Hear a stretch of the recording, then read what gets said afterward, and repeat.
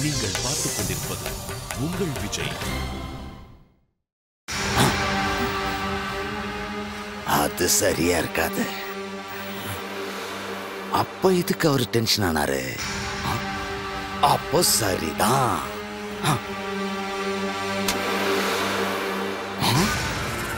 இல்ல, அவர் கோபமானாரே.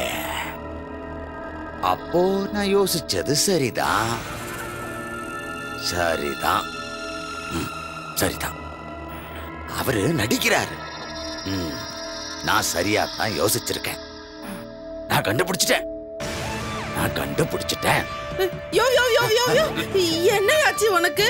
பைசாக்கு பிரயோஜனம் இல்லனாலும் வீட்டுக்கு ஆம்பளே இருப்பேன்னு நினைச்சேன். இப்படி என்னென்னமோ பேசுற, மரகிற கலந்து போச்சா? என்னடி உளற? ஆமா, நீ தனியா பேசிட்டு நான் உளறங்கறியா? என்ன ஆச்சு உனக்கு? அவங்க போட்டனா தெரியும். பாரு, ஒரு மனுஷன் தனியா யோசிச்சுக்கிட்டு இருந்தா உனக்கு உளற மாதிரி இருக்கா? யோசிச்சுட்டு இருந்தியா?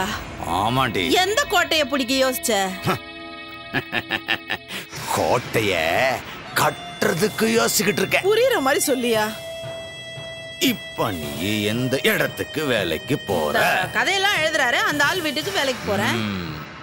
அவரு வீட்டுக்கு நீ வேலைக்கு போனோன்னு அந்த மிலிட்டரி சாமி உன்னை அவரு வீட்டுக்கு வேலைக்கு கூப்பிட்டாருல்ல? ஆமா. நீ அந்த வீட்டுக்கு வேலைக்கு போக மாட்டேன்னு சொன்ன.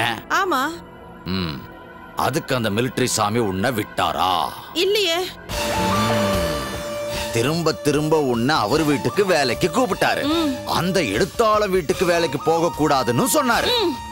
என்கிட்டயும் கோபப்பட்டாரு. அப்போ இதுக்குள்ள ஏதோ இருக்கு.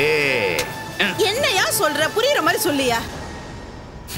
எப்ப பார்த்தாலும் பேனாவையும் பேப்பரையும் வச்சுக்கிட்டு எழுதி எழுதி தள்ளிக்கிட்டே இருக்கானே அந்த எழுத்தாளர், அவன்தான் நம்ம ஷாலினியோட அப்பாவா இருக்கணும். நீ உண்மையாவா சொல்ற? இப்போதைக்கு இது யூகம்தான். ஆனா பின்னாடி இது உண்மையா கூட மாறலாம்.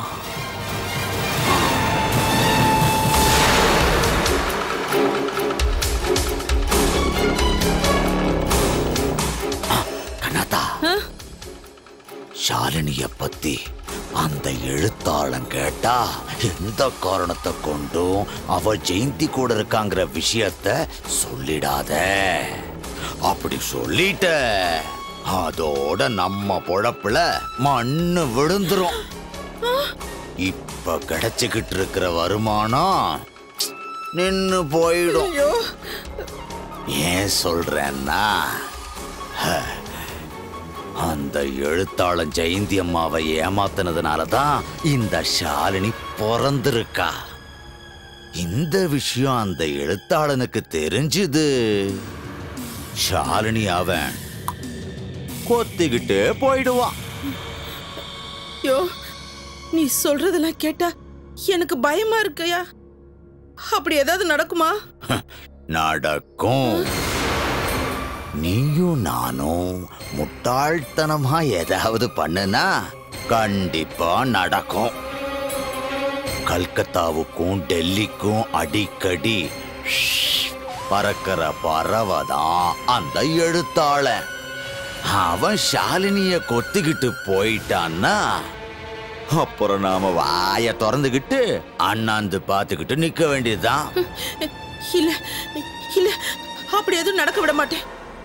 ஐயோ, அவர் ஷாலினியோட அப்பாவை இருந்தாலும் சரி இல்லனாலும் சரி, ஷாலினி பத்தி அங்க மூச்சு விடவே மாட்டேன். நடக்க விட மாட்டேன். நான் நடக்க விட மாட்டேன். அது இந்த இது அது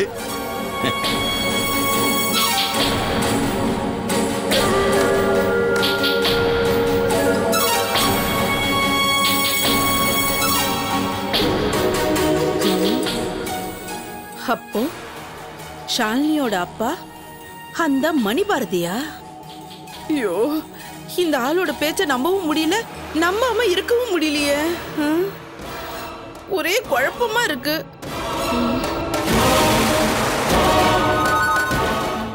எதுக்கும் கொஞ்சம் ஜாக்கிரதையா தான் இருக்க வேண்டியது இருக்கு. பாரதி, ஷாலினின்னு நிறைய பொண்ணுங்க இருப்பாங்க. அதனால நாம தேடுற ஷாலினி தான் கண்ணாத்தா வளர்த்த பொண்ணுன்னு சொல்ல முடியாதுப்பா. இருந்தாலும் இப்படி ஒரு நியூஸ் கிடைச்சதுக்கு அப்புறம் எப்படி நாம கண்ணை மூடிட்டு இருக்க முடியும் அருணாச்சலம்? கண்ணாத்தா எடுத்து வளர்த்த ஷாலினிங்கிற பொண்ணு அப்பப்போ வீட்டு வேலைக்கு போவான்னு நீ சொன்னல? ஆமா, போவா.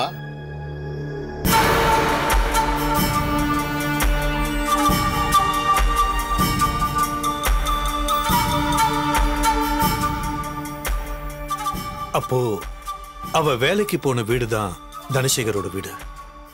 நான் அங்க வச்சுதான் அவளை பார்த்தேன். அதுக்கப்புறம் அந்த முகத்தை பார்க்கணுங்கிற ஆசையில தான் நாங்க போனேன். ஆனா எனக்கு அதுக்கு கொடுத்து வைக்கல.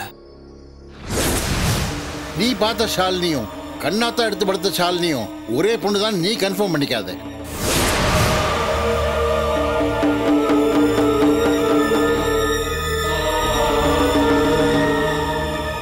நான் பார்த்த ஷாலினியும் கண்ணாத்தா எடுத்து வளர்த்த ஷாலினியும் ஒரே பொண்ணா இருந்தா,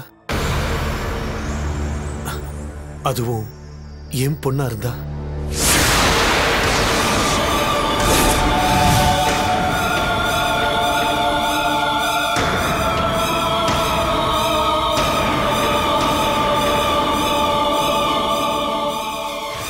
அருணாச்சலம், மனித வாழ்க்கையில இந்த மாதிரி மிராக்கல்ஸ்லாம் நிறைய நடக்கும். நமக்கு பிடிச்ச ஒண்ணு தீவிரமா கிடைக்கணும்னு ஆசைப்பட்டா அது எப்படியாவது நம்மளை தேடி வரும். இத பாருப்பா, ஒரு அப்பா தன் மகளை தேடி கண்டுபிடிக்கிறதுக்கான வேகம் எனக்கு புரியுது. ஆனா அதனுடைய முடிவு ஏமாற்றமானா அதனால உனக்கு ஏற்படுற மனவேதனை நினைச்சா எனக்கு ரொம்ப வருத்தமா இருக்குப்பா.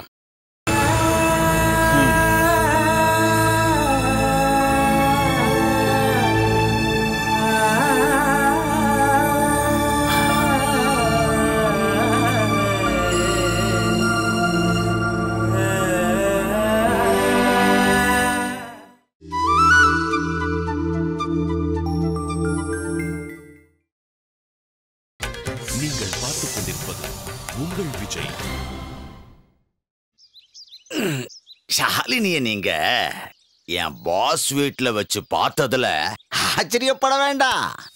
அவரோட மனைவி ஒரு டாக்டர். அவங்க பேரு கூட ஏதோ பழத்துல ஆரம்பிக்கும். ஆரஞ்சோ ஆப்பிளோ. டாக்டர் கமலா. அப்போ உங்களுக்கு தெரியும்ல. அந்த டாக்டர் அம்மாவுக்கு உதவி பண்றதுக்காக ஷாலினி அவங்க வீட்டுக்கு அடிக்கடி போவா. அவங்க வீட்டுக்கு மட்டும் இல்ல, அந்த பட்டாளத்துக்கார சாமி இருக்காரு, அந்த சாமிநாதன் சார் வீட்டுக்கும் போவா. அந்த மிலிட்டரி சாமி வீட்டுக்கு போறவ அந்த சாமியோட பொண்ணு வீட்டுக்கும் போவா.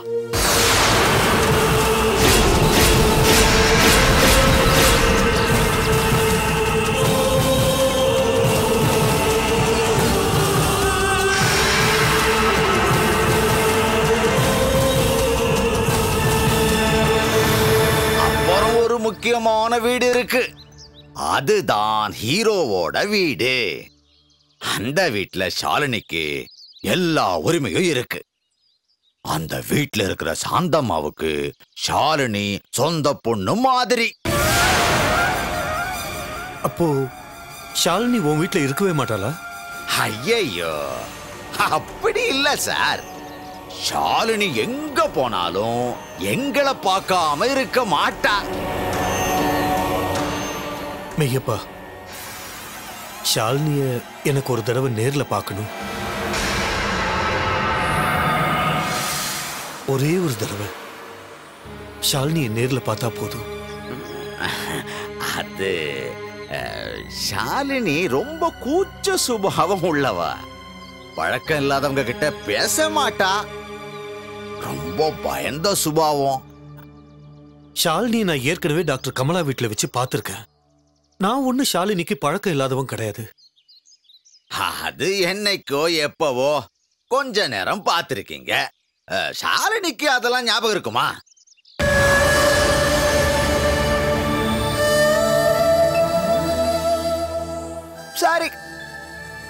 நீங்க பெரிய எழுத்தாளரு, ரொம்ப ஆசைப்பட்டு கெஞ்சி இந்த மெய்யப்பன் சாருகிட்ட கேட்டுட்டீங்க.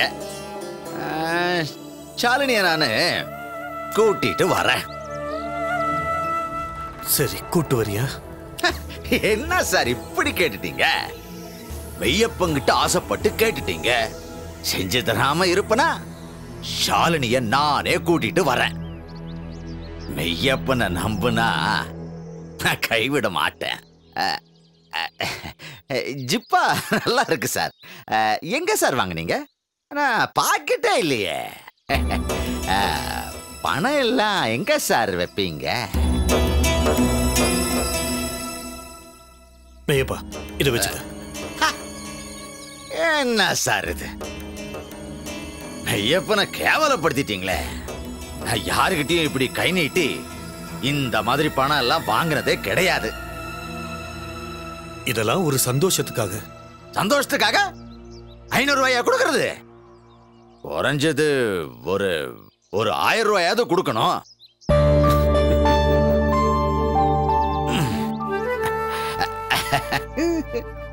இதெல்லாம் உங்க சந்தோஷத்துக்கு தான். நானு கண்டிப்பா இதை திருப்பி கொடுப்பேன்னு மட்டும் நினைச்சிடாதீங்க. இத நான் வாங்கலன்னா நீங்க கவலைப்படுவீங்கல்ல. நீங்க சந்தோஷமா இருக்கணும்னு நினைச்சுதான் நான் இதை வாங்கிக்கிட்டேன். நீங்க நிம்மதியா தூங்குங்க. மெய்யப்பா, ஷாலினியோட முகம் என் மனசுலயே இருக்கு. அவளை ஒரு முறை பார்த்தா நல்லா இருக்கும்னு தோணுது. கூட்டிட்டு வரேன் சார், நான் கூட்டிட்டு வரேன். கண்டிப்பா கூட்டிட்டு வரேன். நீங்க நிம்மதியா இருங்க சார். ஆனா என் பொண்டாட்டிய விட்டுருங்க. 4 மணிக்கு வீட்டுக்கு விட்டுருங்க. வரேன் வரேன் சாமி.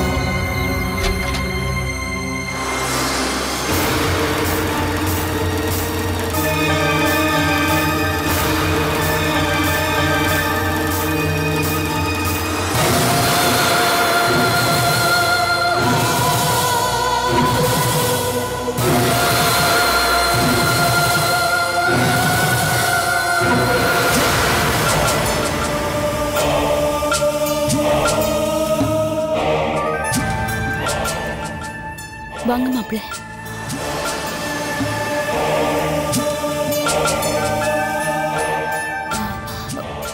உள்ள வாங்கண்ண.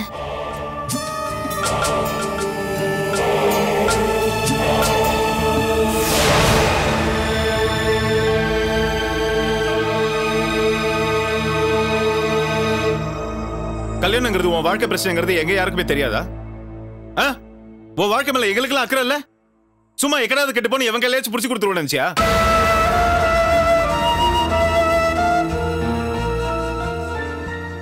எவ்வளவு கஷ்டப்பட்டு தேடி கண்டுபிடிச்சு ஒரு நல்ல மாப்பிள்ளைய புடிச்சிருக்கேன்.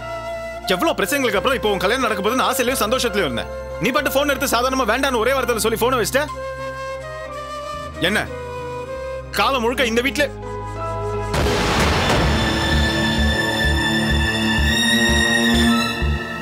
நீங்க இந்த வீட்டுல அவ கூடவே தானே இருக்கீங்க.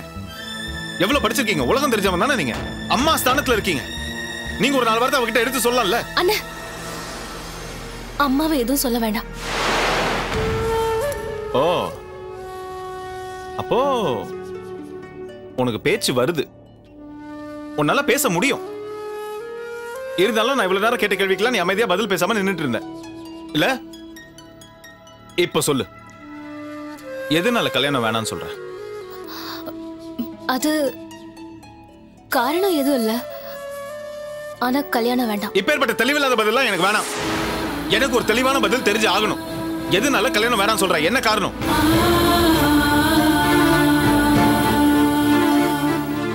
கேட்டுட்டு இருக்கேன்ல, பதில் சொல்லு, என்ன காரணம்? அண்ணே, முன்ன பின்ன தெரியாத ஒருத்தரை திடீர்னு கல்யாணம் பண்ணிக்கிட்டு எப்படி நான் அவர் கூட போய்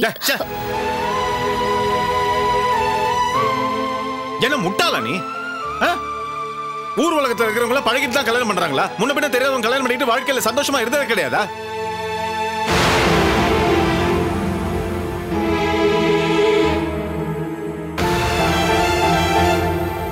ஏன் ஷாலினி, உன் மனசுல நீ யாராவது நினைச்சிட்டு இருக்கியா?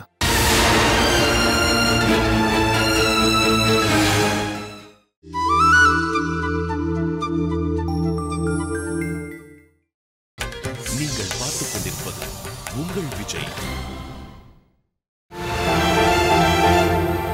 ஏன் ஷாலினி, உன் மனசுல நீ யாராவது நினைச்சிட்டு இருக்கியா?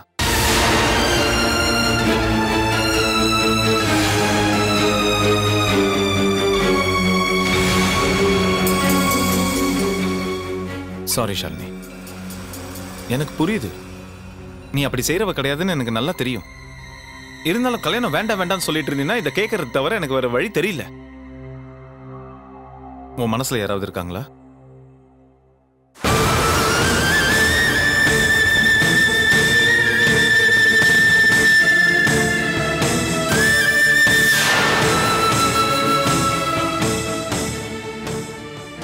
கேக்குறேன்ல, சொல்லு. உன் மனசுல எது இருந்தாலும் பரவாயில்ல, இந்த அண்ணன் கிட்ட தைரியமா சொல்லு.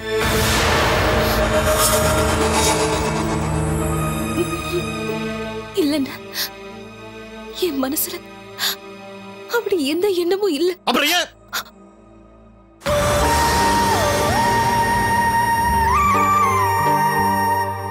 அப்புறம் ஏன் கல்யாணம் வேண்டான்னு சொல்ற?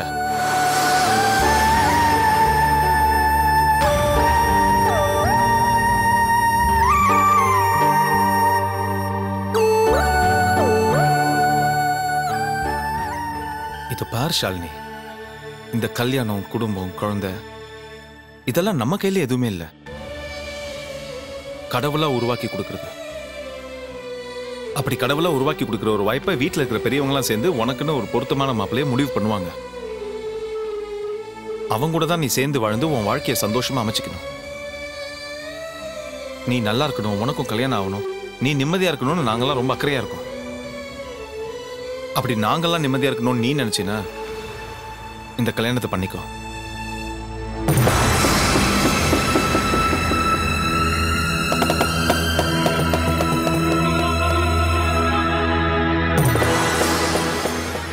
அப்படி இல்லாட்டி உனக்கு எங்க மேல மரியாதை இல்லை, எங்க மேல பாசம் இல்லைன்னு தான் நினைக்க தோணும்.